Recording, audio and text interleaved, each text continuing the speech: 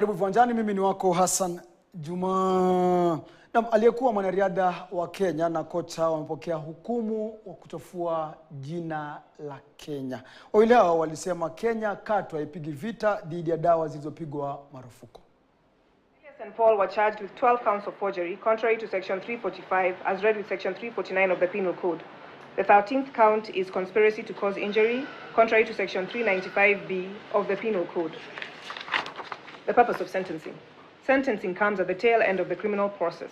However, it is an important part. The specifics of this case center around criminal offenses. They have a far-reaching effect than just forgery and conspiracy to cause injury. This far-reaching effect touches on athletics locally and internationally that involve Kenya participating. The timing of the sentencing is by the design of providence, given that Kenya has just participated in the cross-country championships in Belgrade, Serbia, March 30th, 2024, recently took part in the Africa Games in Accra, Ghana, March 18th to 22nd, 2024, and is in the process of preparing for the Olympics in Paris, France, July 26th to August 11th, 2024. Kwingine kwamba Kenya imehongerewa kwa wenyeji wa mafunzo